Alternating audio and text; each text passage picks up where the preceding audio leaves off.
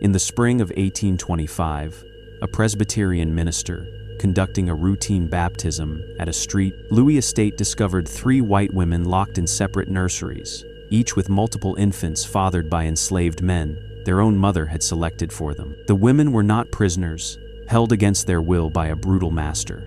They were the daughters of Arabella Whitmore, a widow weighing over 300 pounds, who had spent 9 years transforming her own children into what she called her most profitable livestock, breeding them systematically with enslaved workers and documenting every birth in ledgers she kept with the same precision a farmer might use for cattle. What Reverend Thomas Harrison found in Arabella's locked study that afternoon would reveal a breeding operation that had produced 23 children across 13 years, all born to 3 sisters who had been so thoroughly conditioned by their mother that they could not imagine any other existence. Arabella had not just exploited enslaved people, she had weaponized her own daughters' bodies, turned motherhood itself into an economic strategy, and created a system where white women became breeding stock in a slavery operation run entirely by another white woman. Before we continue with the story of the Whitmore breeding house and the woman who built an empire on her daughters' bodies, I need you to do something. Subscribe to this channel and turn on notifications for more stories that history tried to bury. And tell us in the comments where you're listening from tonight. I want to know how far the truth can travel.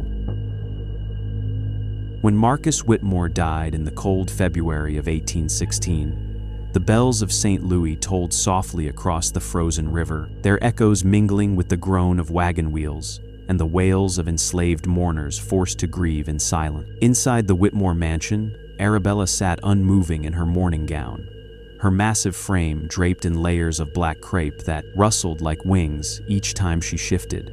She was 34 years old, newly widowed, and for the first time in her life, truly alone.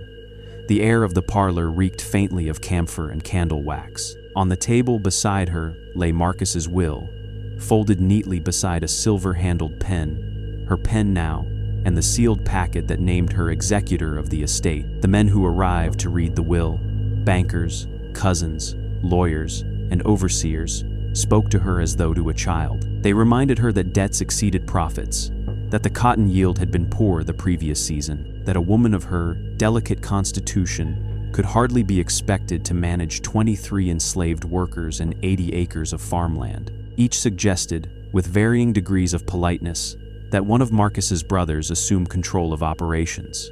Arabella listened without speaking. Behind the black veil, her face was unreadable, but her hands, clasped tightly in her lap, trembled not from grief, but from calculation. That evening, when the house fell quiet, she went to Marcus's study, a room she had never been permitted to enter, uninvited during his lifetime. She opened the desk drawers, read the ledgers by lamplight, and began to understand the empire that had appeared so stable was, in truth, rotting from within. $6,000 owed to merchants in St. Louis, $3,000 more to a bank that threatened foreclosure. The estate's wealth was bound entirely to human flesh. 24 men, women, and children, listed by name, age, and value. Their births, illnesses, and punishments were recorded in the same hand that had once written love letters to her. For weeks she studied those ledgers the way other widows studied scripture. She learned which crops failed and why, how markets fluctuated, how credit could be manipulated. She walked the fields herself, her parasol casting a moving shadow over the men who labored in the frost. They stared at her warily. None had ever seen the mistress beyond the veranda before. When the overseer suggested she return inside, she dismissed him with a single look that froze him where he stood. By the spring thaw, Arabella had resolved that no man, not her husband's kin, not the bankers of St. Louis, not even Providence would strip from her the wealth she had inherited. She cut household expenses, dismissed the overseer, and took direct control of operations. She kept the ledgers in her own hand now, the columns of numbers growing steadier each week. Yet the arithmetic of survival tormented her. To keep the property solvent, she needed more laborers. To buy them would mean more debt. The logic turned endlessly in her mind until the idea took root. If the value of her estate was measured in bodies, then perhaps the solution lay not in purchase, but in production. In the candlelight, Arabella traced her finger down the list of names, the enslaved, her daughters, herself, and realized that every number in her husband's books could be made to multiply. She closed the ledger softly, the sound like a door sealing shut, and for the first time in her life, smiled. The spring of 1816 brought neither renewal nor hope to the Whitmore estate. The Mississippi thawed, swollen with silt and debris, and the levee paths filled with wagons hauling cotton and tobacco toward the city markets. Arabella watched them from her veranda, calculating their worth with the eye of someone who had come to see the world not in people, but in ledgers. Her husband's debts had not disappeared with his death. They had simply changed hands from his to hers. Each passing week brought another letter from creditors, their words dressed in courtesy but edged with threat. Inside the study, Arabella spread Marcus's ledgers across the desk. The numbers were neat but merciless. The estate's cotton yield, from the previous year 22 bales, had barely covered interest on the loans that kept the farm running. She studied the columns until her head throbbed. 6,000 owed to merchants for tools and cloth, 3,000 to the bank in St. Louis, another 1,500 in unpaid wages to the overseer she had since dismissed. Every page whispered the same conclusion. Unless she could find a way to increase profit without increasing expense, the Whitmore name would be sold off piece by piece. The enslaved workforce, 23 souls, represented both her greatest liability and her only potential salvation. In her accounting books, their names were lined beside cold figures: $400 for Samuel, $350 for Ruth, $250 for a boy named Isaiah. Their labor fed her, clothed her, and yet cost her nearly as much to maintain as they produced. Selling them would provide immediate relief, but leave her with barren fields. Keeping them meant a steady bleed of resources. It was a trap of arithmetic numbers, written in ink, that could just as well have been blood.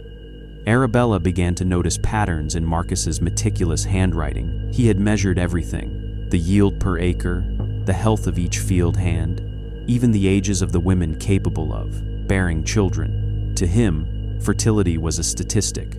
To Arabella, it became an equation. If every healthy enslaved woman could bear one child every 2 years, the estate could double its labor force within a decade, and the cost of raising a child born into slavery was negligible compared to the $800 price of buying an adult at market. The thought came to her quietly at first, a whisper that she might have ignored if her situation were less desperate. But desperation made her logical. The arithmetic did not lie. Her husband had treated reproduction as incidental. She would make it intentional. Each new birth would add value, not expense. A child was not just a mouth to feed, it was capital, an investment that grew in value with every passing year.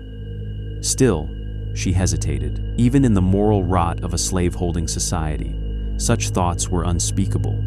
Yet when she imagined the alternative, returning to her husband's kin as a beggar widow, her revulsion curdled into resolve. She had already survived humiliation once. She would not do so again. Late that summer, she began recording her own figures. She noted the ages of every woman on the property, their health, their histories of childbirth. She tracked menstrual cycles as carefully as planting seasons. She learned which pairings had produced the strongest offspring. The numbers began to align in her mind like puzzle pieces: revenue, reproduction, survival. By autumn, the moral boundaries that once restrained her thinking had eroded under the steady pressure of necessity. The ledgers no longer frightened her. They comforted her. They were the language of control, of ownership, of life measured in columns and yield. Arabella Whitmore was no longer the widow drowning in her husband's debt. She was an economist of flesh, mastering the cruel mathematics that would soon make her one of the most feared women in St. Louis. By the spring of 1817, the Whitmore estate had regained its surface calm. The cotton fields rolled green again, the ledgers balanced, and Arabella's name appeared in city records as one of St. Louis's few female landholders. Yet, beneath that fragile veneer of success, something darker began to take root in her mind, a fixation that grew quietly, methodically, until it consumed every waking hour. Her daughters became the axis of her new calculations. Catherine, the eldest, had just turned 15 tall, broad-shouldered, with the same heavy-lidded gaze as her mother. Elizabeth, 13, delicate and pale, carried herself with the careful grace of a girl desperate to please. Margaret, 11, was all restless energy, quick to laugh and quicker to question. To most eyes, they were simply three young women of promise, destined for good marriages and respectable futures. To Arabella, they represented potential three wombs, three variables, three keys to a fortune that could never again be taken from her. She began observing them the way a farmer studies seedlings. She took note of Catherine's early womanhood, of the way her body was ripening into strength. She watched Elizabeth's shy demeanor and wondered how pliable it might become under gentle persuasion. And she watched Margaret most of all, the spark of rebellion in her eyes, the one quality Arabella feared and envied in equal measure. Each evening after supper, when the girls retired to their rooms, Arabella recorded her impressions in a small leather journal she kept hidden inside Marcus's old desk. Catherine, compliant, strong; Elizabeth, nervous, easily guided; Margaret requires firmness. At first, her justifications remained practical. The estate's debts had stabilized, but its future was still uncertain. A poor harvest or a bad season of flooding could undo everything. She told herself that her daughters' marriages, no matter how strategic, would only transfer wealth into the hands of other men. Every dowry would chip away at what she had worked to preserve. If she wanted true independence, she needed a system that answered to no husband, no overseer, no law but her own. When the girls asked why their mother had stopped attending church, Arabella told them that grief had made her prefer solitude.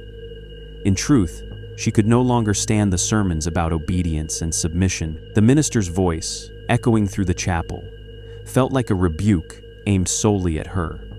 She had begun to see virtue not as a path to heaven, but as a form of bondage, one more chain forged to keep women powerless. She would not wear it. By 1818, her curiosity had hardened into study.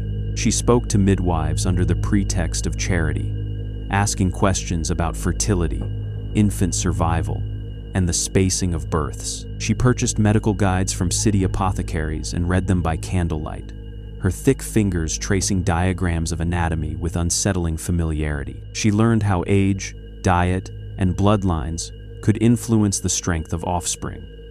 She began to speak, even to herself, in the language of breeding. The transformation went unnoticed by her daughters, who mistook her watchfulness for maternal concern.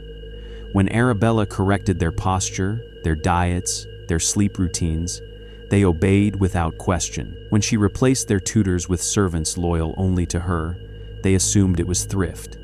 She encouraged them to keep journals, to record the habits of the body as a form of self-discipline. In reality, she was collecting data. By the close of 1820, Arabella's obsession had taken full shape. Her daughters were no longer children in her eyes, but instruments of renewal, living extensions of the estate itself. Each day she refined her ideas in secret, convinced she was not committing sin, but performing a duty nature itself demanded. The ledgers that once held numbers now held names, and beside each name, Arabella had begun leaving space, waiting to be filled with the next generation she would one day claim as her own creation. The summer of 1820 came on heavy and airless, the kind that left the Mississippi low and sluggish, the air thick with the smell of stagnant water and horse sweat. Arabella Whitmore rarely left her estate by then, but that July she received an invitation too socially strategic to refuse: a gathering of the St. Louis Ladies' Benevolent Society, a circle of plantation wives and widows who met monthly to exchange gossip under the guise of charity. Arabella had not attended in nearly 2 years. Her mourning period had long since expired, and whispers were beginning to question her reclusiveness. So she went. The meeting was held in the parlor of Mrs.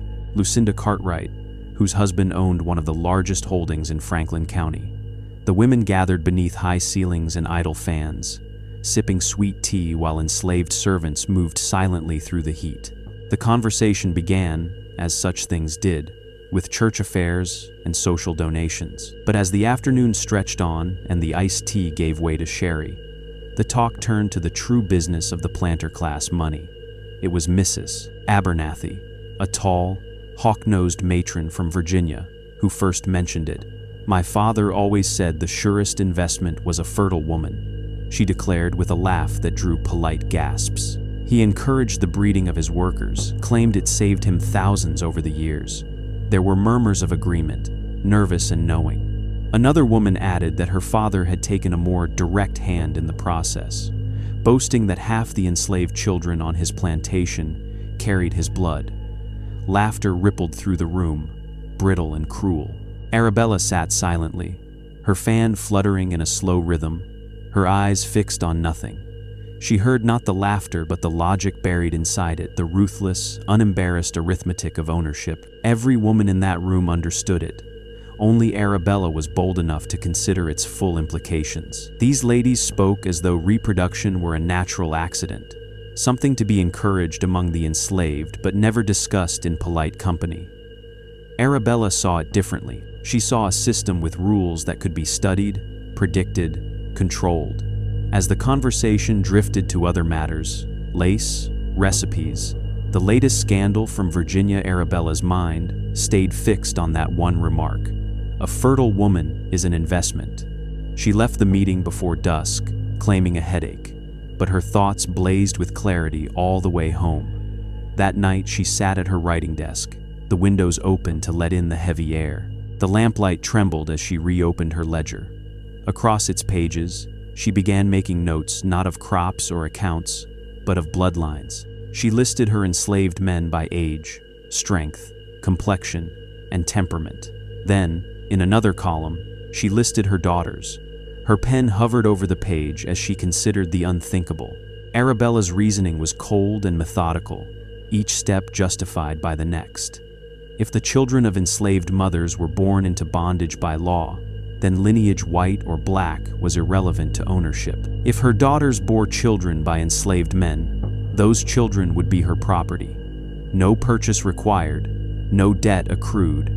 Each birth would increase her estate's value and secure its future for decades. What the world would call sin, she called strategy.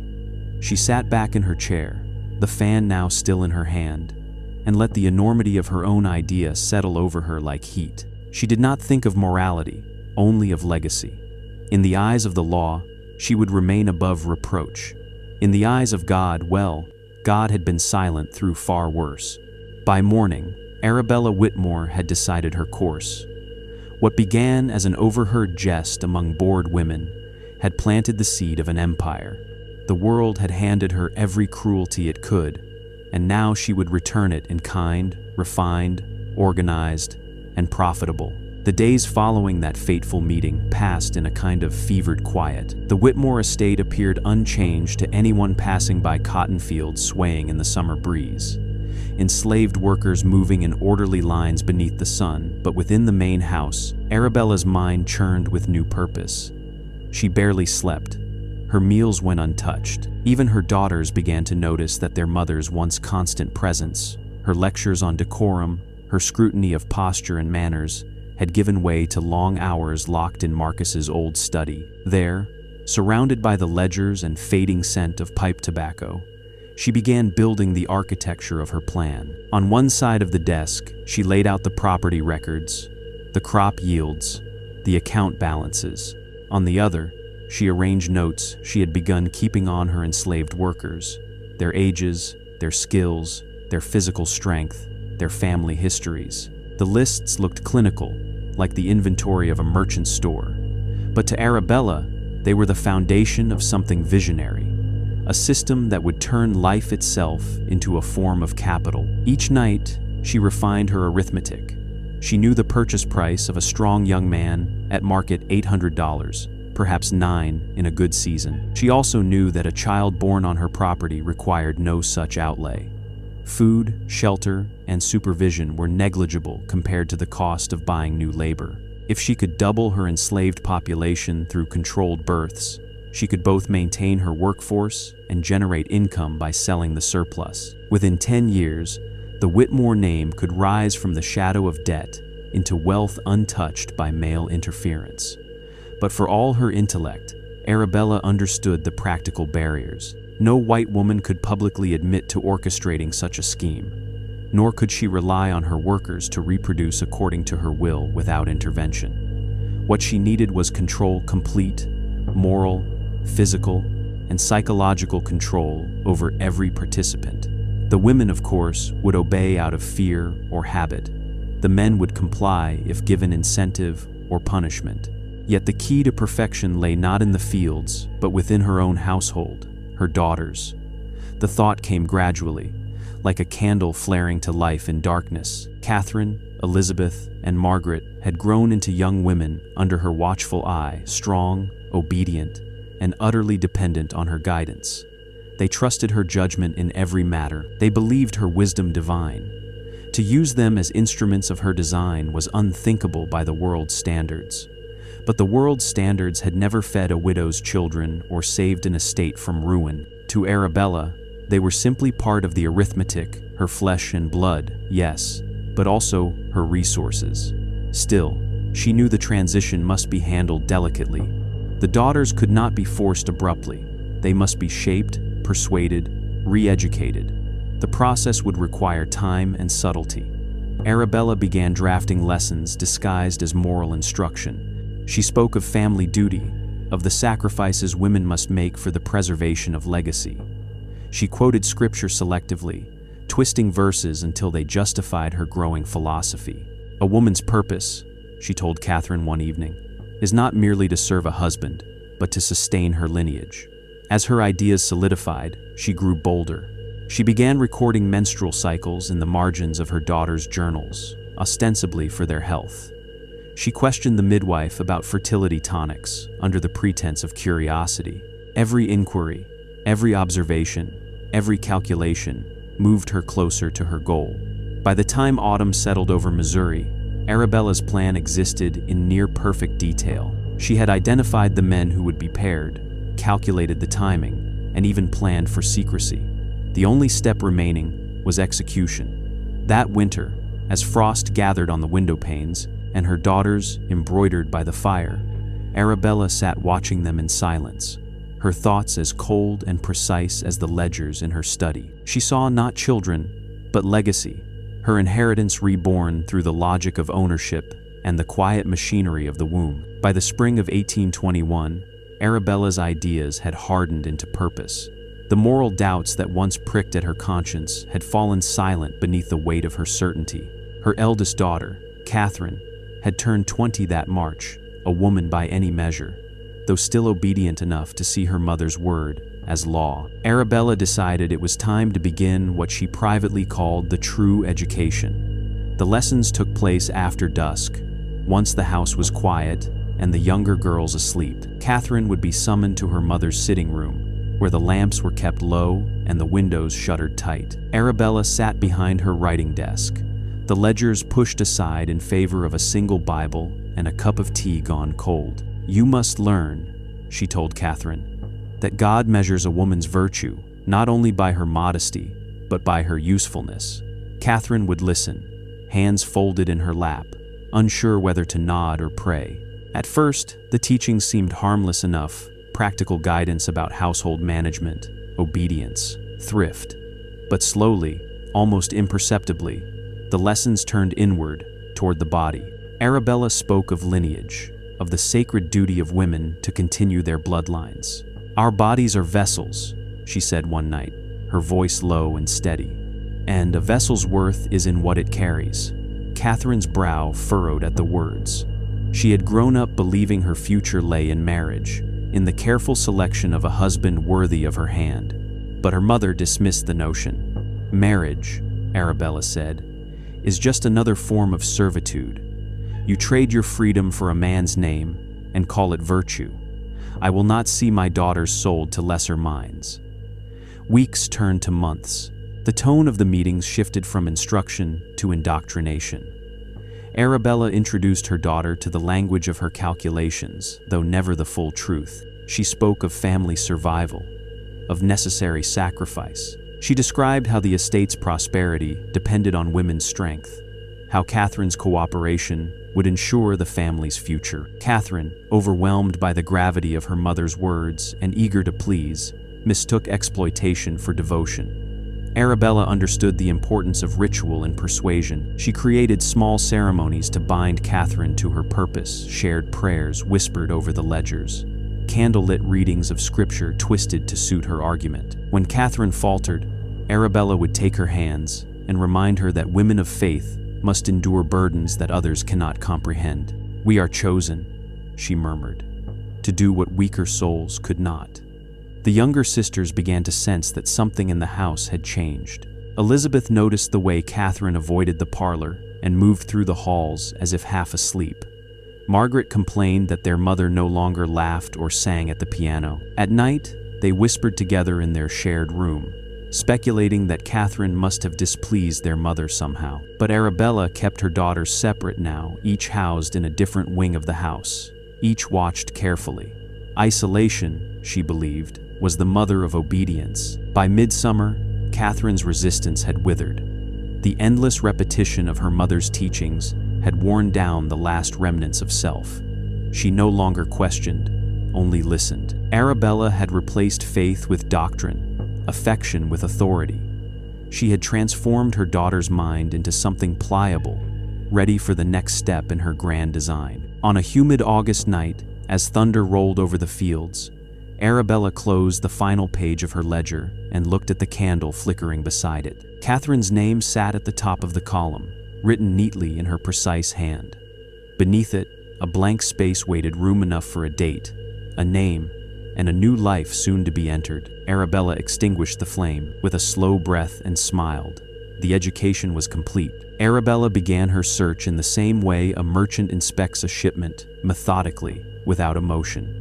She told herself it was necessity, not cruelty. The success of her plan depended on precision, and precision required detachment. Still, even she felt the weight of what she was preparing to do as she opened the small leather book where she kept the names and notes of every enslaved man on the estate. Each line represented a life, a body, a potential ingredient in the strange arithmetic she had devised.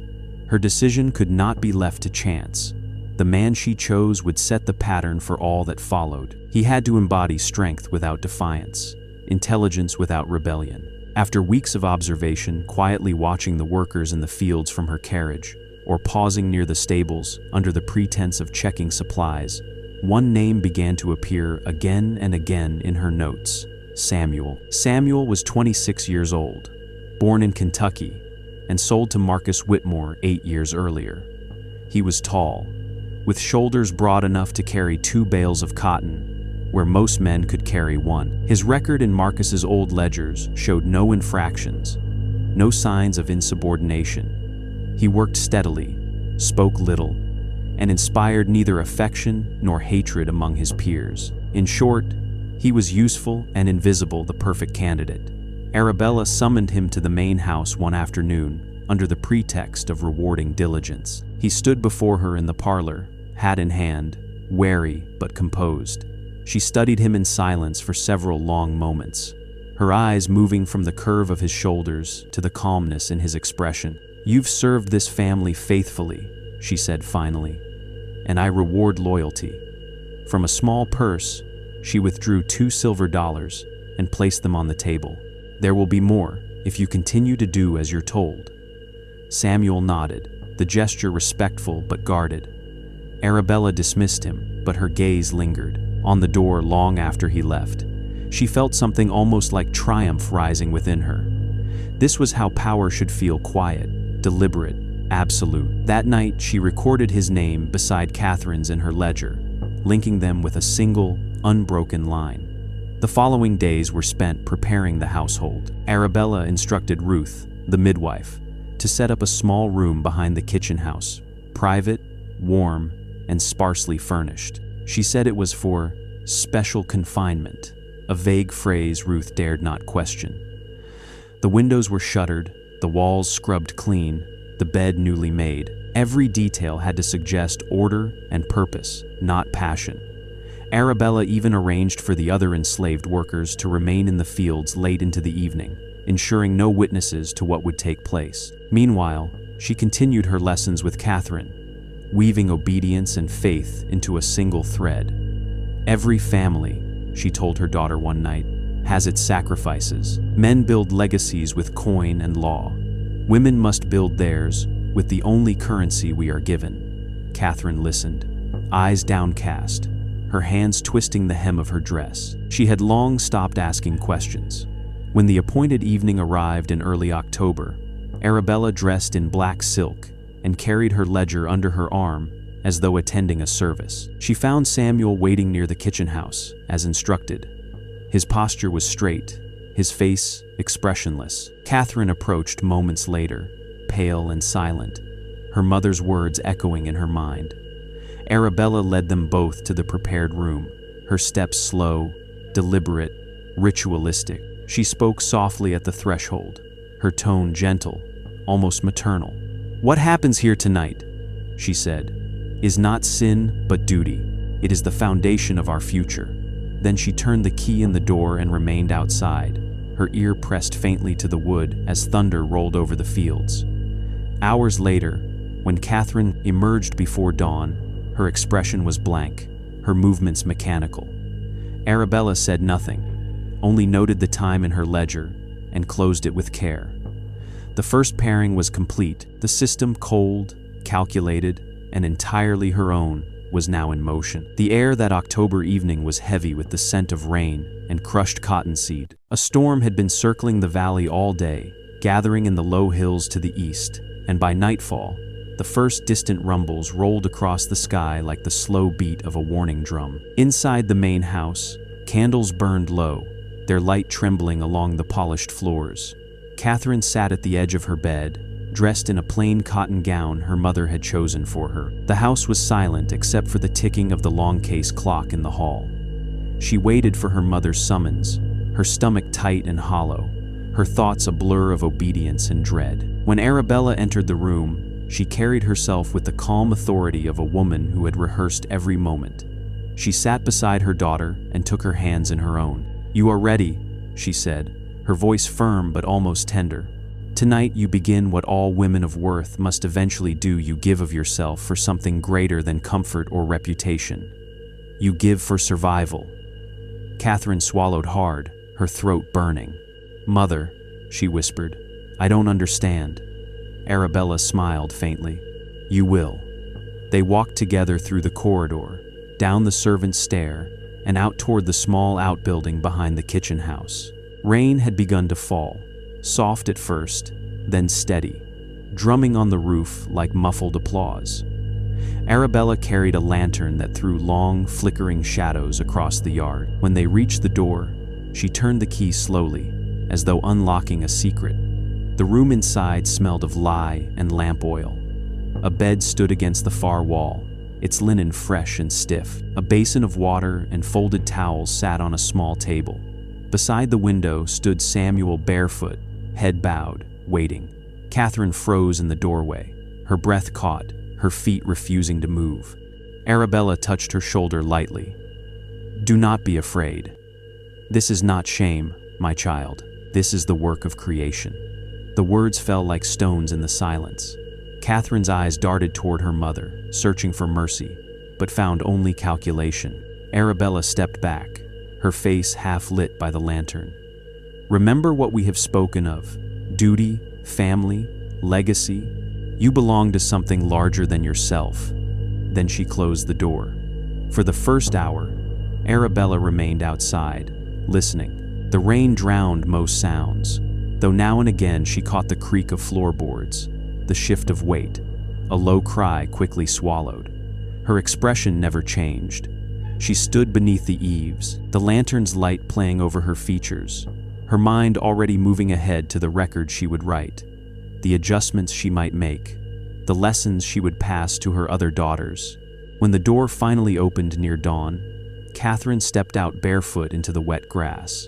The storm had passed, leaving the air sharp and cold. Her hair clung damply to her cheeks, her eyes wide but unfocused. She did not speak, nor did her mother demand it. Arabella placed a shawl around her shoulders and led her back to the house without a word. In the hallway, she paused, watching her daughter climb the stairs with slow, measured steps, as though walking through water. Later that morning, Arabella entered her study and opened the ledger. The pages smelled faintly of ink and mildew. In her small, precise handwriting, she recorded the date, the participants, and a single note in the margin. No resistance after first hour. Compliance achieved. She dried the ink with a blotting cloth and closed the book. For the rest of the day, the estate carried on as though nothing had changed. The workers tended the fields. The younger sisters practiced their music. The cook prepared supper. But something invisible had shifted within the walls of the Whitmore house. A threshold had been crossed that could never be undone. That night, when Arabella stood before her mirror to brush her hair, she caught her own reflection and, for an instant, saw not a widow, but a monarch, a woman who had found a way to turn grief into dominion. Outside, the fields lay silent beneath the moonlight, and in the small outbuilding behind the kitchen house, the sheets still smelled faintly of iron and rain. In the days that followed Catherine's first night, Arabella carried herself with the same composure she always had. The servants noticed no change in her habits. She still took her tea on the veranda at dawn, still inspected the kitchen at noon, still kept her Sunday gloves laid neatly beside the family Bible. But within the privacy of her study, the rhythm of her life had altered entirely. The event that had taken place in the outbuilding was no longer a singular act. It had become data, an experiment to be observed, catalogued, perfected. Arabella's new ledger, bound in dark leather and locked in a brass-clasped box, was unlike any she had ever kept. It was divided into 3 sections. The first recorded pairings, names, dates, physical observations. The second tracked cycles, a column for each month, noting signs of menstruation or its absence. The third, perhaps most chillingly, was labeled projections. In it, Arabella calculated not only expected birth dates, but potential market value, work capacity by age, and profit from future sale. To her, the record was not monstrous but necessary, a mirror of the order she imposed on the chaos of survival. She wrote in the ledger late at night by lamplight, her pen scratching steadily across the page while the rest of the house slept. The entries were clinical, stripped of sentiment. The 3rd of October, 1821. Subject: Catherine. Partner: Samuel. Condition: compliant. Emotional state: subdued. Physical: healthy. Expected conception window: 10/20 October. She never referred to her daughter by name alone, always subject. It preserved the distance she needed to think clearly. By December, her attention had narrowed into a kind of obsession. Each morning, she found an excuse to summon Ruth, the midwife, under some pretext of household matters.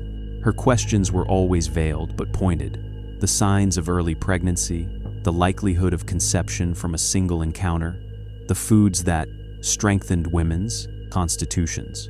Ruth answered cautiously, aware that the mistress's curiosity reached beyond propriety, but unwilling to risk suspicion by refusing. When Catherine's courses failed to appear that winter, Arabella's composure cracked briefly into exhilaration. She said nothing to her daughter, offering no congratulations, no comfort, only closer supervision. Each morning she watched her at breakfast, noting changes in complexion, appetite, fatigue.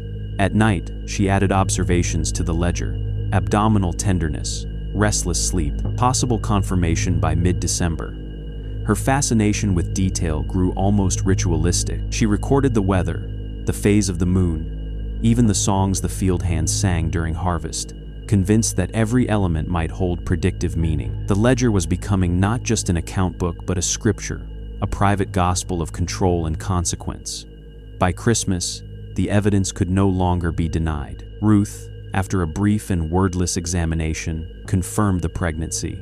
Arabella dismissed her with a quiet nod and returned to the study. She opened the ledger to a fresh page and wrote with deliberate care: pregnancy confirmed. Due late August. Subject condition: stable. Then, beneath it, she drew a neat line and began to calculate the child's eventual worth, estimating labor potential at maturity, adjusted for gender. Outside, the estate glittered with frost, and laughter drifted faintly from the servants' quarters, where the enslaved celebrated the holiday in muted joy. Arabella stood at the window, her reflection superimposed against the dark fields. She saw not her own face, but the future she had built, one born of discipline, silence, and numbers. Later that night, she unlocked the box once more and ran her fingers over the smooth leather cover of the ledger. It was already filling with life, inked life, measured and contained. She realized with a shiver that the book itself had become her companion, her confidant, her conscience. By the time she blew out the candle and turned the key in the lock, the Whitmore estate had entered a new age, one ruled not by God or inheritance, but by the steady, merciless handwriting of a woman who had learned to convert blood into currency. The August heat of 1822 was merciless. The air hung thick with the smell of damp soil and boiled sugar, and the sound of cicadas pulsed like fever in the trees. The Whitmore house, sealed tight against the sun, felt more like a tomb than a home. Curtains stayed drawn, fans moved sluggishly, and in the small nursery Arabella had prepared months before, a young enslaved woman named Ruth knelt at the bedside where Catherine lay soaked in sweat. Labor had begun at dawn. By mid-afternoon, the walls themselves seemed to tremble with the effort of it. Arabella sat in a high-backed chair near the window, unmoving.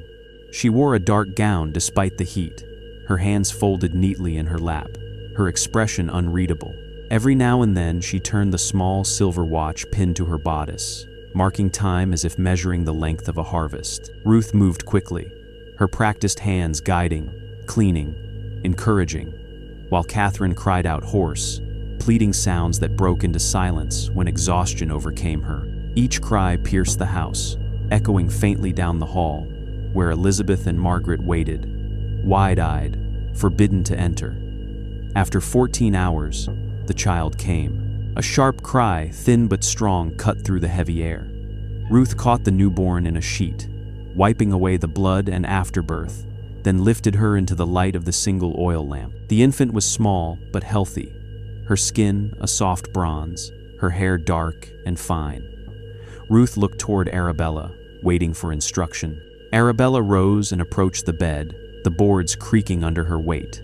She gazed down at the infant with the same analytical calm she brought to her ledgers. "A girl," Ruth said softly. "Strong lungs." Arabella nodded once. "She'll survive." She reached out, not to touch the child, but to examine the nose, the curve of the mouth, the clarity of the eyes. Then she looked at Catherine, who lay pale and trembling, eyes glazed with exhaustion. "You've done your duty," Arabella said, her tone flat, almost ceremonial. "Now rest. There will be others." Ruth took the baby to the wash basin to clean her properly. Arabella crossed to the small writing desk in the corner, opened her ledger, and began to write. The 23rd of August, 1822. Subject: Catherine. Result: female child, healthy. Estimated value at maturity: $400. Mother recovering. Labor duration: 14 hours. She paused before adding one final note. Appearance suggests favorable traits, strength, and lighter complexion. Then she closed the book. By dawn, Catherine slept fitfully, her body slack with exhaustion. Ruth cradled the infant by the window, humming a soft tune her own mother had taught her years before on another plantation. Arabella stood watching them both, her shadow long and heavy in the rising light. "The child will be raised in the nursery," she said finally. "She'll be cared for, but she must not bond too closely. I'll decide later whether she'll be kept or sold." Ruth said nothing, her eyes fixed on the baby's tiny fingers curling around her own. 3 days later, Arabella held a small christening in the parlor. No minister was invited, only herself, Ruth, and the infant, whom she named Annabelle after her own mother. She sprinkled a few drops of well water over the child's head and whispered, "You belong to me." Then she handed the baby back to Ruth and returned to her study. The ceremony finished. Outside, the heat broke that afternoon with a sudden rain. It fell hard against the roof, washing the dust from the windows, soaking the red clay road that led to the fields. For a moment, the air smelled clean again, almost holy. But inside the Whitmore house, Arabella sat beneath the flickering lamplight, her pen already scratching across a new page. One birth was not enough. The system had worked. Now it must be expanded, perfected. By nightfall, she had begun drafting new pairings, new schedules, new projections. The child's first cries had barely faded, and already Arabella was calculating the next. When the frost of 1822 gave way to another Missouri spring, the Whitmore estate stirred again with the slow rhythm of renewal. The cotton sprouted green, the orchards flowered, and in the nursery Arabella had built with such clinical care, 7-month-old Annabelle learned to grip at light and air. To anyone outside the estate, life appeared prosperous.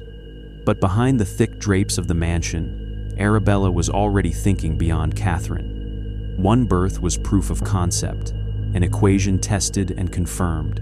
What came next would transform her quiet experiment into a machine. Her 2 younger daughters, Elizabeth and Margaret, were reaching womanhood. Elizabeth turned 18 that April, a fragile beauty with pale skin and nervous hands. Margaret was 16, quick-tongued, stubborn, unafraid to look her mother in the eye. Of the 3, she most resembled Marcus, curious, intelligent, and occasionally defiant. Arabella had already learned how to handle defiance slowly, softly, with logic rather than punishment. She had broken Catherine's resistance through repetition and reason, until obedience became instinct. Now, she would do the same again. It began with conversations at the breakfast table, where Arabella spoke of family obligation. "The world is not kind to women without husbands," she told them, "but we have the means to protect ourselves if we are wise. Catherine has done her duty, and the estate is strong again. Each of you will do the same." Elizabeth lowered her gaze, nodding automatically, but Margaret's spoon paused mid-air. "You mean to marry us off then?" she asked. Arabella's smile was thin. "No, my dear. You'll serve your family in ways more enduring than marriage." The indoctrination was slower this time. Elizabeth required only reassurance words about honor, about sacrifice, about her mother's gratitude. Margaret, however, needed more. Arabella isolated her from her sisters under the pretense of protecting her education. Tutors came and went, always under Arabella's supervision. Servants were warned not to gossip. The walls of the great house closed around the girl like a vice. When Margaret asked why she could no longer attend Sunday service, Arabella spoke of illness, of contagion, of the dangers of the outside world. Every explanation was plausible, every lie perfectly measured. By the summer of 1823, Elizabeth's resistance had dissolved entirely. When Arabella brought her to the small outbuilding behind the kitchen house, the same one where Catherine's ordeal had begun, Elizabeth wept quietly but did not protest. The man selected for her was not Samuel but a younger worker named David, chosen for his mild disposition and steady frame. Arabella considered temperament as important as strength. Violence complicated control. Ruth, the midwife, said nothing when she was told to prepare the room again. The cycle had begun anew. Elizabeth's pregnancy was confirmed by spring of the following year. Arabella marked it in her ledger with the same careful precision. Subject, Elizabeth. Partner, David. Conception, estimated February. Expected delivery, November. Her handwriting never wavered. She rewarded the chosen man with tobacco and new boots, and in her private notes she described him as docile, reliable for further use. Margaret, however, remained a problem. Her mother's words slid off her like rain on wax. When Arabella spoke of duty, Margaret replied with silence. When she was told of Catherine's role, she trembled with horror. "You've turned her into a slave," she said once, her voice shaking. Arabella struck her across the face, not from rage, but from strategy. "You will not speak of what you do not understand," she said calmly. "You will learn." And Margaret did learn, though not as her mother intended. She learned how isolation wears the mind thin, how obedience grows easier when every avenue of escape is sealed.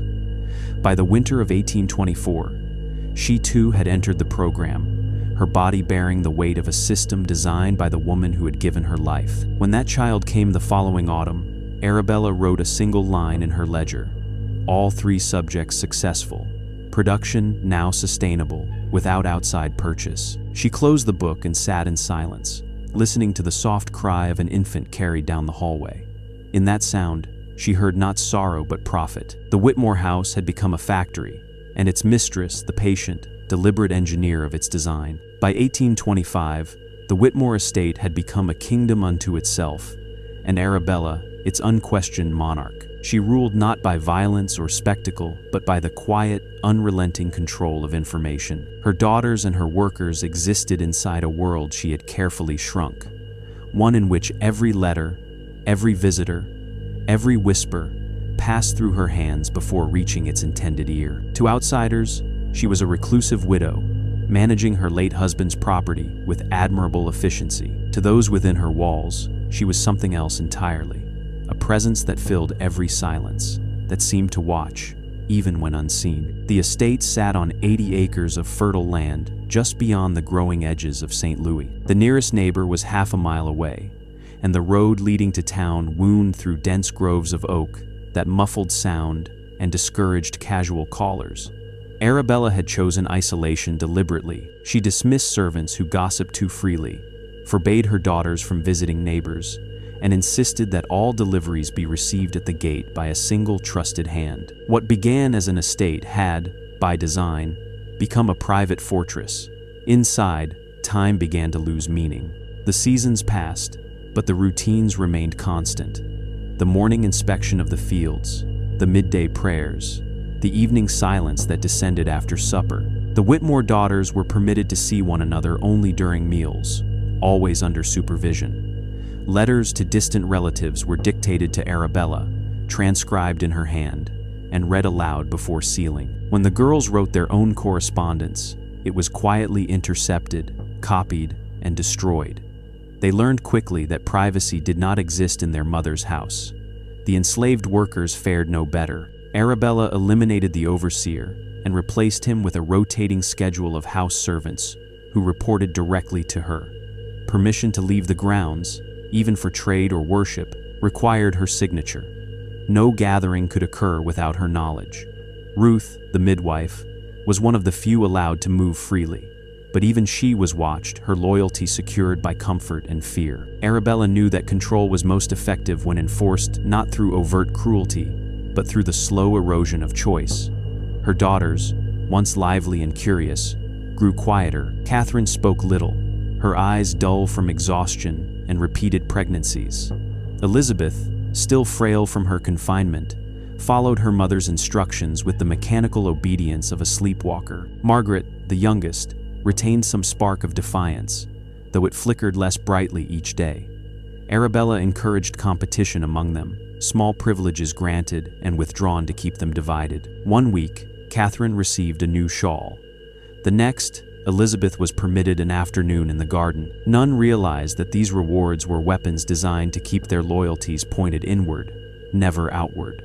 On Sundays, Arabella gathered them in the parlor to read from Scripture. Her chosen verses were carefully selected: obedience, duty, the sanctity of motherhood. "The Lord gives each woman her purpose," she would say, eyes fixed on her daughters. "Those who resist His plan resist the order of nature itself."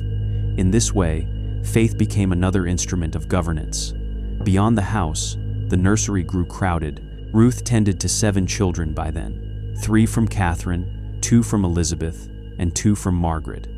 They lived in a separate wing, cared for but unloved, their laughter muffled by the thick walls. Arabella visited them daily, not as a grandmother but as an inspector. She measured their growth, recorded their health, and noted which bore the traits she prized most. When one child fell ill with fever, Arabella observed the body before burial, making notes for future improvements. By autumn, no one on the estate questioned her authority. She had isolated them so completely that her version of truth was the only one that existed. The Whitmore daughters no longer imagined escape.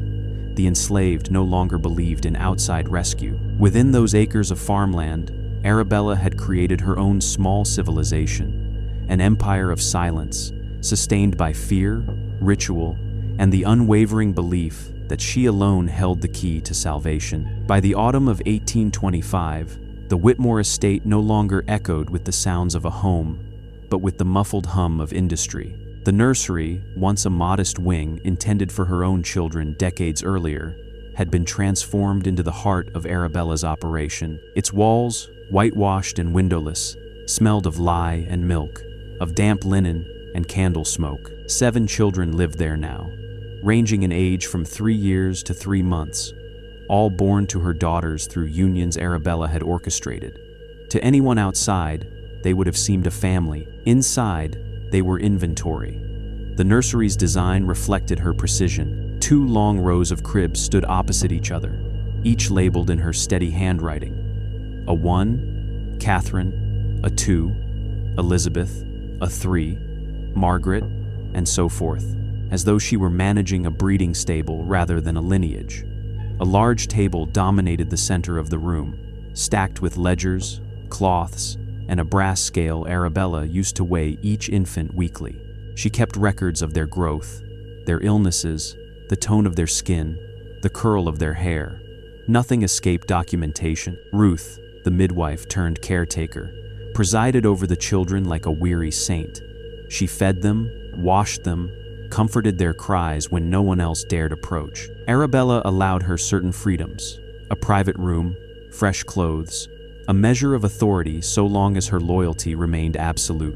Ruth understood the unspoken truth.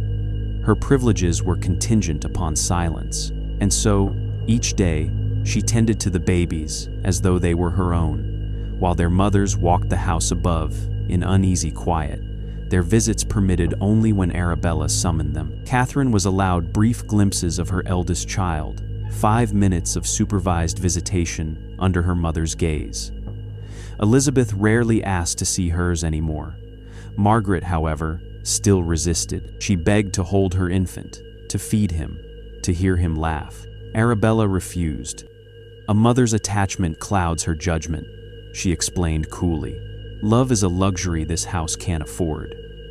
When Margaret wept, Arabella simply turned to Ruth and said, "Remove her." The girl was led away, her cries fading down the corridor like a prayer swallowed by the walls. At night, when the house slept, Arabella would visit the nursery alone. She moved between the cribs like a priest among altars, her candlelight glinting off the brass nameplates. She studied the children's faces, some with her daughter's features softened by darker skin, others nearly indistinguishable from white. To her, they were not individuals but outcomes, proof that her system worked. She would smile faintly as she wrote her notes. Mixed features, favorable complexion, growth ahead of schedule, potential resale value higher than average. By then, she had begun planning futures for each child. The strongest would remain on the estate to maintain the workforce. Others, those whose coloring or intelligence suggested they might pass for freeborn, would be sold discreetly through intermediaries in town, their origins erased by forged papers. Arabella's reach extended quietly into St. Louis society. She had cultivated allies among traders and clerks who owed her favors. To them, she was still the grieving widow, managing her affairs with admirable prudence. None would have guessed that her wealth now rested on the bodies of her daughters and their offspring. The system was expanding beyond her original vision. She had started with survival, but success had awakened something more dangerous ambition. Arabella began to think not of maintaining her estate, but of enlarging it. She spoke to merchants about purchasing adjoining tracts of land. She ordered new linens, new cribs, new ink for her ledgers. The nursery's silence, once unsettling, had become her favorite sound, a symphony of soft breathing, proof of her dominion. And so, the house endured in its eerie equilibrium. The fields thrived, the debts vanished, and 7 small lives slept beneath the watchful eye of the woman who called herself their protector. Yet even Arabella could not silence the faint unease that lingered at night, when a child's cry would echo down the corridor, and she would wake suddenly, heart pounding, unsure for a moment whether it came from the nursery or from some dark, unseen place within herself. In the crisp October of 1825, the Whitmore estate lay drowsy under the fading light of harvest season. The fields shimmered gold, the chimneys smoked with the smell of rendered lard, and for the first time in years, the books balanced cleanly. Arabella had achieved the impossible freedom from debt. independence from men, and a thriving operation invisible to the world beyond her gates. Yet, it was that same sense of perfection that would undo her. The disruption began with a letter written in an elegant, practiced hand. Arabella, wishing to christen the newest infant born of Margaret's second confinement, had written to the local Presbyterian minister, Reverend Thomas Harrison, inviting him to conduct the baptism at her estate. She did this not out of piety but strategy. Public ceremony lent respectability, and respectability was the armor she wore against suspicion. She expected the Reverend's visit to be brief, perfunctory, a few prayers, a drop of water, a polite departure. Reverend Harrison arrived on horseback late in the afternoon, the hem of his coat dusted with the ochre of the road. He was a man of 40, tall and narrow, with eyes accustomed to the dual labor of faith and diplomacy. He had baptized the Whitmore children years ago, when Marcus was still alive, but he had not seen the widow since her husband's funeral. As he approached the house, he noted how the property seemed strangely quiet for its size.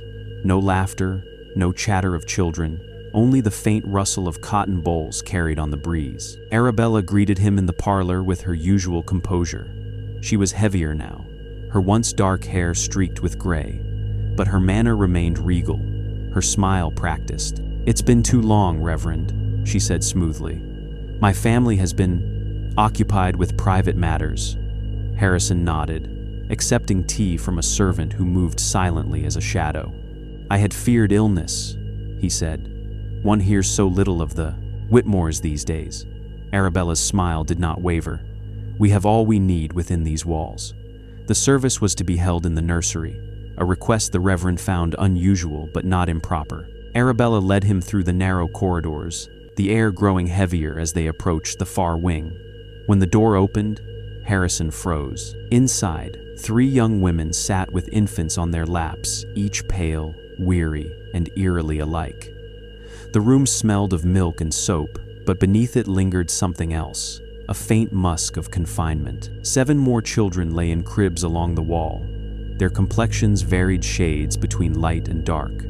Harrison felt his chest tighten. "Your daughters," he said softly, though it sounded more like a question. "Indeed," Arabella replied, "and my grandchildren, all blessings from the Lord."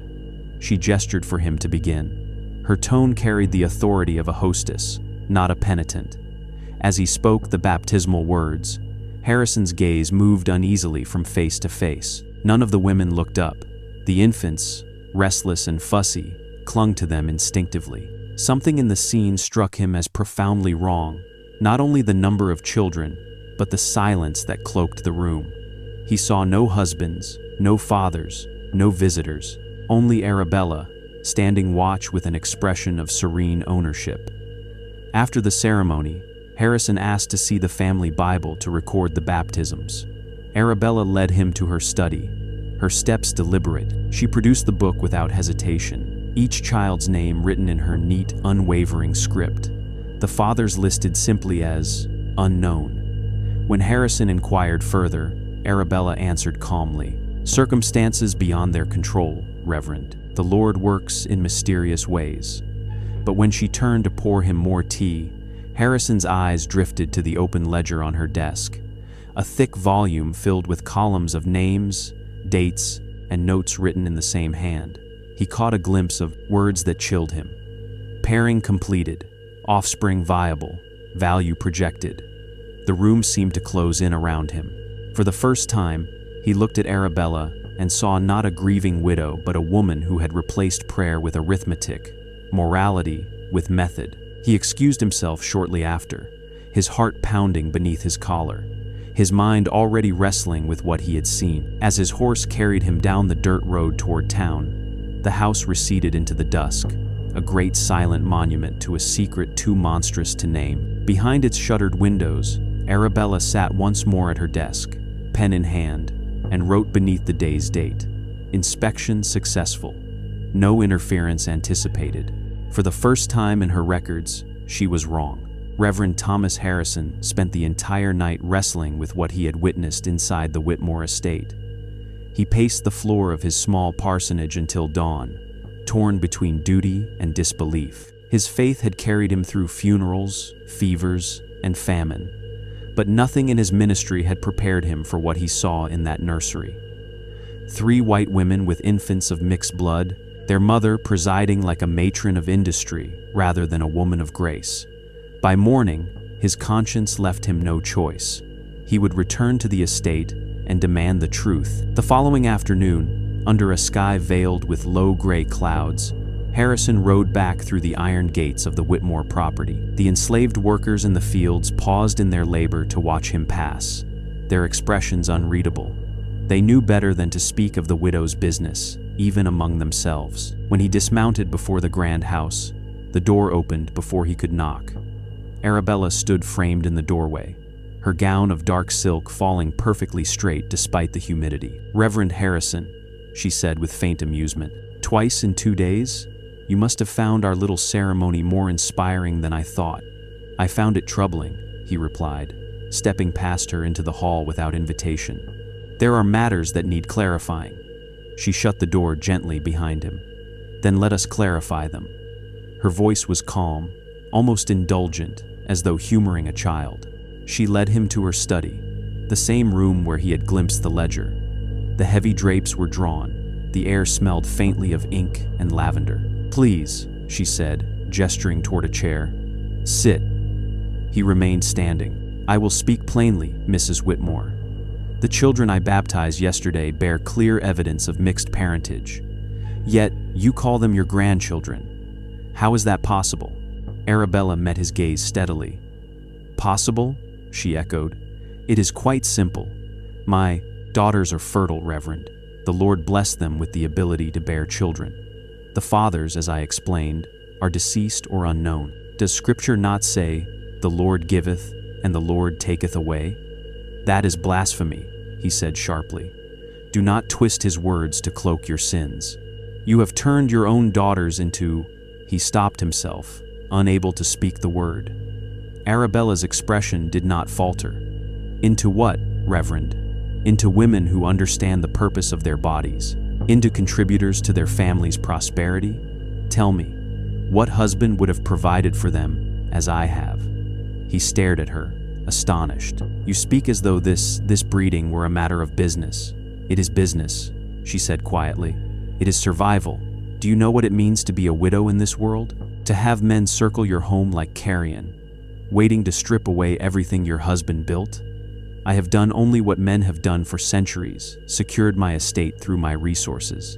The difference, Reverend, is that I am honest about it." Harrison's hands trembled at his sides. "Your honesty does not absolve you. These are your children, your daughters, their offspring, human souls, not livestock." Arabella moved closer, her shadow crossing the lamplight. "And yet the law says otherwise," she murmured.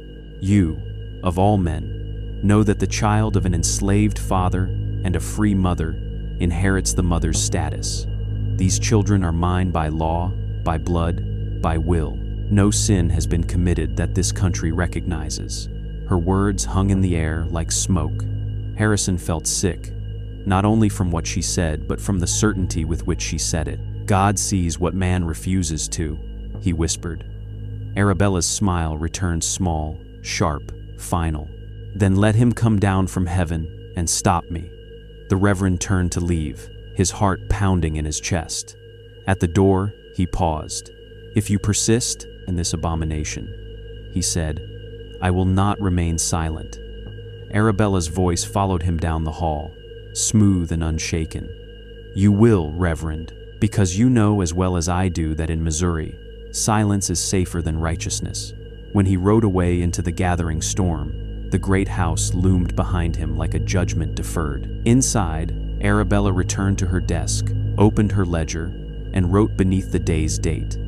Harrison visited again, unresolved, maintain composure, continue operations. Outside, thunder rolled low across the fields, as if heaven itself had heard and chosen, for now, to do nothing. That evening, Reverend Thomas Harrison did not return to his parish. Instead, he stopped at the edge of the St. Louis Road and dismounted beneath a stand of bare elms, the air heavy with the scent of impending rain. His thoughts churned like the dark sky above him. He had seen corruption in many forms: slaveholders who beat their servants senseless, merchants who broke the Sabbath for profit. But never had he encountered something so intricately monstrous as what lay behind the Whitmore gates. A mother who had not merely sanctioned sin but mechanized it, turned it into arithmetic. He could not let the matter rest. The next morning, under the pretense of returning a misplaced glove from his visit, Harrison appeared again at the estate. Arabella received him without surprise, her composure so absolute it bordered on defiance. "You clergy are persistent," she said, offering him tea she knew he would refuse. "One would think the Lord himself had sent you to audit my books." "I wish to see the baptismal records once more," Harrison said, forcing steadiness into his tone. "For accuracy, the church must keep proper account." Arabella's smile was thin. "Of course." She turned to the cabinet behind her desk, unlocked it, and removed the family Bible. But as she turned back, Harrison's eyes caught the glint of the other volume on her desk, the ledger he had seen before. It lay half open, its margins crowded with neat lines of numbers and names. He could not resist. "Forgive me," he said, stepping closer. "But what is that?" Arabella hesitated, the faintest flicker of irritation crossing her face. "Household accounts," she replied. "You may examine them, if you think the church must now audit a widow's housekeeping." He took her at her word. Drawing the ledger toward him, he opened it to the first page. What he saw stopped his breath cold. The writing was small, deliberate, symmetrical, an accountant's hand applied to damnation. 1,821, subject: Catherine Whitmore, partner, Samuel Negro, male, 26, pairing successful, offspring, female, healthy, value projected at $400. He turned another page. 1,823, subject: Elizabeth Whitmore, partner, David Negro, male, 22, pairing successful, offspring, male, healthy, value projected at $500. The entries continued in relentless precision, every act of violation reduced to a transaction, every child to a figure in a growing column of profit. The ink was faded in places, smudged by use, yet nothing had been erased. Harrison felt his stomach twist as he realized the scope of it: 8 years of recorded pairings. Names of enslaved men crossed through once they had served their purpose, notes in the margins describing temperament, yield, and market value. He turned one more page and saw an entry that chilled him to the core. Projected next generation, children of Catherine to be paired at maturity. He slammed the book shut, his hands trembling. "This is evil," he said hoarsely. Arabella regarded him coolly. "It is order," she replied. "You mistake the two because you still believe morality has any place in survival. Look around you. Reverend, every plantation in this state profits from the same principle. The difference is that I have made it efficient." He stared at her in disbelief. "You write these things as if you were cataloging crops. Crops die every season," she said softly. "My system endures." Harrison felt the weight of the room pressing against him. Every instinct urged him to flee, yet duty anchored him where he stood. He closed the ledger and pushed it toward her. "One day," he said quietly, "these pages will damn you." Arabella gave a slow, deliberate smile. "Then I shall be damned with a balanced account." He left without another word. Outside, the afternoon sun burned harshly on the whitewashed walls, and the fields beyond shimmered with heat. But to Harrison, everything appeared gray, soulless, stripped of grace. As he rode away, the sound of the horse's hooves on the dirt road echoed like the ticking of a clock. Somewhere behind him, in that grand and silent house, a pen scratched again across paper, ensuring that even damnation, under Arabella Whitmore's rule, was meticulously documented. When Reverend Harrison returned home that night, his sleep came in fits, haunted by images of ink-stained pages and silent cribs. He tried to pray, but every verse he muttered dissolved into the sound of babies crying in that airless nursery. By dawn, he had resolved to act, to speak, to expose, to bring Arabella Whitmore's horrors into the light. But even as he rehearsed his outrage, another thought gnawed at him. What if no one cared? What if her logic, cold and unsparing, was merely the truth of the world disguised as blasphemy? 3 days later, he returned once more to the estate. This time, he found Arabella in the garden, seated beneath a wide parasol, dictating figures to a servant who scratched them into her ledger. The sight of her in daylight, serene amid blooming roses, made Harrison's anger falter. She looked less like a villain than a woman carved out of certainty. "I hoped you had come to your senses," she said without looking up. "But I suspect you've come to scold me again." He stepped forward. "You've built an empire of sin and called it survival. You claim piety but practice desecration." Arabella dismissed the servant with a flick of her hand and motioned for Harrison to sit. "Let us talk plainly, Reverend," she said. "You and I are not so different. You preach salvation through obedience. I preach preservation through discipline. Both demand faith.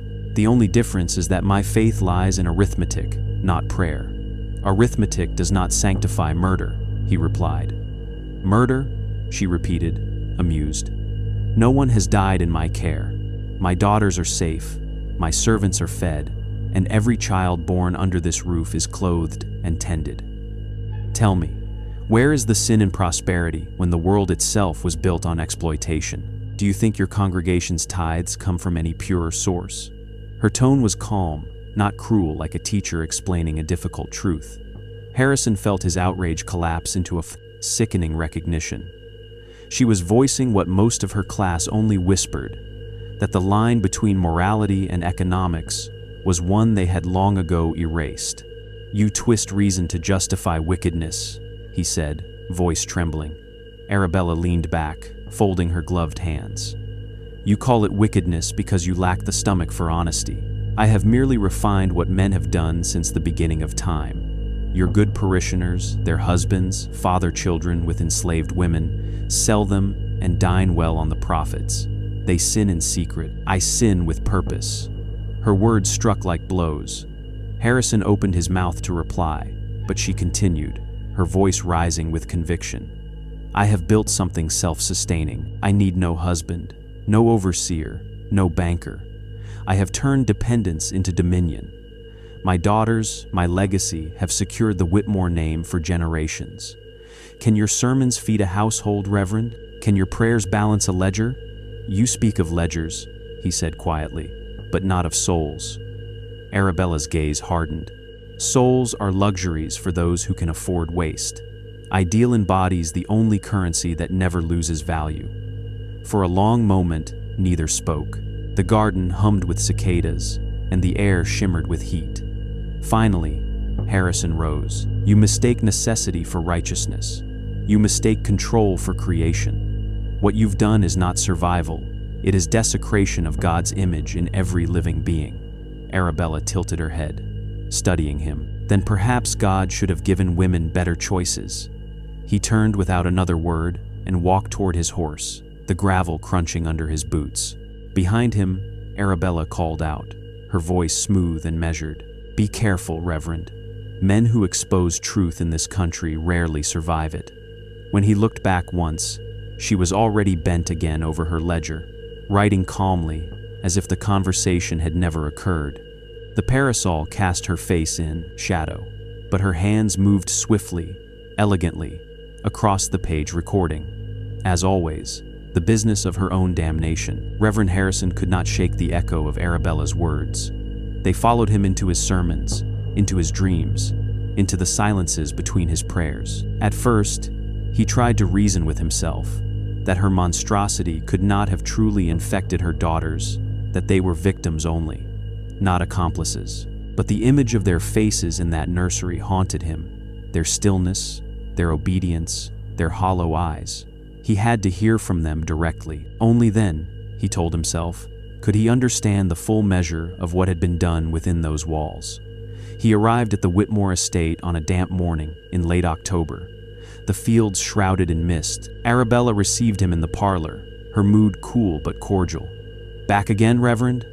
The Lord must have a very special purpose for you here. I need to speak with your daughters, he said firmly. Alone. She raised a brow. Alone. My daughters are not accustomed to private audiences with men. This is not a social call, he said. It is pastoral duty. I ask your permission as their minister. Arabella studied him a long moment, her lips curving in faint amusement. As you wish, she said at last. But I warn you, Reverend, they are not the naive innocents you imagine. He was shown first to Catherine's room. The eldest sat by the window, mending a child's gown with the patience of habit. She rose when he entered but did not curtsy. Her face, once soft, had grown angular with exhaustion. The faint swell beneath her dress told him another pregnancy had already begun. Mrs. Whitmore tells me you wish to speak with me, she said evenly. I do, he replied. I've come to ask if what your mother claims this system she has built was forced upon you. Catherine's needle stilled. Forced? She repeated, as though the word were foreign. No, Reverend, it was expected. Mother says women must sometimes suffer for the good of the family, that our sacrifices keep us safe. I believe her. Do you believe this is what God intended? She looked out the window, her voice almost tender. Mother says God rewards obedience. I don't question him anymore. I only do what I'm told. Harrison felt a chill crawl up his spine. There was no defiance in her tone, only emptiness. She was alive, but hollowed out. He was led next to Elizabeth. The second daughter sat in a rocking chair beside an empty cradle, her eyes red from weeping. She flinched at the sight of him but motioned for him to sit. Mother said you'd come, she whispered. Elizabeth, he said gently, tell me the truth. Did you ever agree to this? To bear children this way? Her hands trembled. Agree? At first I thought I did. Mother said it was a duty that I was chosen for something important. But afterward, she pressed a hand to her mouth, her voice breaking. I wanted to die, Reverend, but then she told me my child would suffer if I disobeyed. So I stayed quiet. It's easier that way. He wanted to comfort her, but the words died in his throat. There was nothing left to console, only fear and resignation. Finally, he asked to see Margaret. The youngest refused at first, but Arabella's command brought her to the drawing room. She entered with slow steps, her face pale, her dark hair unbound. Unlike her sisters, she did not avert her gaze. Your mother says you understand her reasons, Harrison began softly. Margaret's lips curled into something between a smile and a grimace. I understand her madness, she said, but understanding isn't forgiveness. She has hurt you deeply. She's destroyed everything, Margaret whispered. She says we're building a future, but it feels like we're already dead. Her eyes glistened, fierce with despair. If I ever have another child, Reverend, I'll run before she touches it. I'll burn this house to the ground if I must. Harrison felt tears prick his own eyes. For the first time, truth breathed inside those walls. When he left the estate that evening, the sun was setting behind the black line of trees. He turned once to look back at the house, its windows glowing dimly, like watchful eyes, and thought of the three women trapped within. Each had spoken in her own voice, one resigned, one broken, one burning. Together they told a single story, a tale of obedience turned to captivity, of motherhood twisted into a weapon. And for the first time, the Reverend realized that Arabella Whitmore's sin was not only in what she had done, but in how completely she had convinced everyone around her that it was holy. Reverend Harrison rode into St. Louis with a fire in his veins and dread in his stomach. He carried no proof that would stand in a court of law, only what he had seen, what he had heard, and what decency demanded he not ignore. His first stop was the church vestry, where the senior elders gathered to review parish matters. He burst into their meeting unannounced, still mud-splattered from the road, and demanded their attention. There is evil festering on the Whitmore estate, he said, voice trembling but resolute. A sin so vast it defies belief. Arabella Whitmore has turned her daughters into broodmares and their children into property. It is a system of deliberate breeding, planned, recorded, and sold for profit. The elders stared at him in stunned silence. Then, Elder Jameson, a gray-haired merchant whose own fortune depended on trade with plantation families, cleared his throat. You must be mistaken, Reverend. Mrs. Whitmore is a woman of refinement.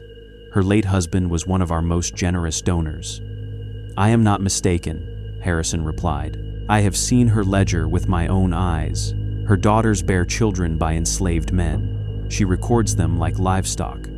The room rustled with uneasy coughs and the creak of polished chairs. "Even if it were true," another elder murmured, "what law has she broken? The children follow the condition of their mothers. They are freeborn. It may be indecent, but indecency is not a crime." Harrison's heart sank. "You would defend her?" "We would protect the church," Jameson said evenly. "Scandal helps no one. Do you wish to see your congregation divided? To have newspapers calling us abolitionists and fanatics?" The meeting ended with polite assurances that the matter would be looked into. But Harrison knew it would not. Wealth and power had written their own scripture, and in it, Arabella Whitmore's sins were not sins at all. They were simply commerce. Over the following weeks, he sought help elsewhere. He visited the sheriff, who listened with an expression of weary detachment. "A white woman breeding her daughters?" he repeated, half laughing. "I think you've been too long in your sermons, Reverend. You'll ruin yourself chasing stories like that." He tried a lawyer, then a judge, then a local newspaper editor. Each man gave the same answer in different words. "It cannot be proved. It cannot be printed. It cannot be spoken." The unspoken truth hung in every refusal. Arabella's fortune touched too many hands. To expose her would mean exposing them all. Even within his congregation, whispers began to turn against him. Parishioners who once praised his sermons now avoided his gaze. Women crossed the street when he passed, afraid to be seen with a man challenging the social order. Donations dwindled. One evening, as he prepared for Sunday service, he found a note slipped beneath his door. "The Whitmores are respected. You are not. Leave this matter or be left behind." He did not leave, but he did grow silent. His words from the pulpit became guarded, his fire dimmed by the weight of futility. In his prayers, he begged God for a sign, some proof that righteousness still held meaning. None came. Meanwhile, on the Whitmore estate, life continued undisturbed. The fields flourished. The nursery grew louder, and Arabella's name remained unsullied in the city's social circles. Her daughters moved through their routines like ghosts, and the enslaved labored under a peace maintained by fear. The silence surrounding the Whitmore house was not born of ignorance. It was built, brick, by men who chose comfort over conscience. It stretched from the pews of the church to the halls of government, a vast conspiracy not of words but of omission. And in that silence, Arabella's empire thrived, an empire upheld not by cruelty alone, but by the polite refusal of good men to speak its name. The Whitmore estate persisted for nearly a decade after Reverend Harrison's failed crusade, thriving beneath a veneer of civility that no longer fooled anyone close enough to glimpse its shadow. The Reverend, shunned by his congregation and stripped of his pulpit, retreated to a smaller parish upriver. Those who once dined with him at Arabella's table now spoke of him as a zealot, undone by imagination. And so, the house on the hill was left untouched, its crimes sealed beneath politeness, its mistress unrepentant. By the spring of 1826, Arabella had begun to slow. Her health, long burdened by her immense weight, began to falter. The stairs left her breathless, the heat made her dizzy, yet her mind remained as sharp as her ledgers. From a wheeled chair, she still oversaw the estate, issuing instructions with the same precision as when she had ruled from her desk. The breeding program continued less frequently, perhaps, but no less efficiently. Her daughters bore children as expected. Ruth managed the nursery with quiet resignation. The system Arabella had built no longer required constant supervision. It had become self-sustaining, but the daughters had changed. Catherine, forever obedient, looked 20 years older than her age. Her body had grown frail from too many confinements. In 1828, she delivered her sixth child and did not recover. Arabella marked her death with a single note in the ledger. Subject expired, cause fever, following delivery. Yield, satisfactory. There was no funeral beyond a quiet burial behind the orchard. Elizabeth attended, pale and trembling, while Margaret refused to leave her room. Elizabeth followed her sister's path soon after, but not to the grave. In 1829, she met a riverboat trader named Jonathan Pike, who had come to purchase timber from the Whitmore property. He was rough-mannered but kind, and unlike most men, he did not shrink from her haunted silence. Within months, he proposed marriage, unaware or unwilling to ask about the origins of the children in her mother's care. Arabella permitted the union, calculating that a connection to Pike's trade routes might prove profitable. Elizabeth departed with her new husband, never to return. Her name disappears from the record after that year. Margaret remained, the last of Arabella's 3 subjects. By then, she had lost all illusion of her mother's righteousness. Her obedience had long since hardened into hatred. She avoided the nursery, refused Arabella's summons, and was often seen wandering the edge of the fields, staring toward the distant road, as though memorizing escape. The staff whispered that she was losing her mind. Arabella called it defiance. Their final confrontation came in the winter of 1831, when Margaret confronted her mother in the study and accused her of murder. Witnesses later said they heard shouting, the crash of glass, and then silence. Margaret was gone the next morning. Some said she fled north, disguised as a servant. Others claimed she threw herself into the river. Arabella never sent anyone to look. In her ledger, the last entry under Margaret's name read simply, removed from rotation, status unknown. By the time Arabella Whitmore died in her sleep in March of 1835, the estate was a hollow monument to her own ambition. The once orderly nursery stood quiet, its children grown or sold. Ruth was the only one left to close the old woman's eyes. In the drawers of the great desk lay 6 ledgers filled from cover to cover, 23 children in total, born of her daughters, cataloged in her hand. When the lawyers came to divide the property, they found everything in perfect order. Deeds, receipts, even burial records. No trace of crime. The Whitmore estate passed to a distant cousin, who found the nursery unsettling and had it sealed. Within a generation, the ledgers vanished, burned, perhaps, or buried with their mistress.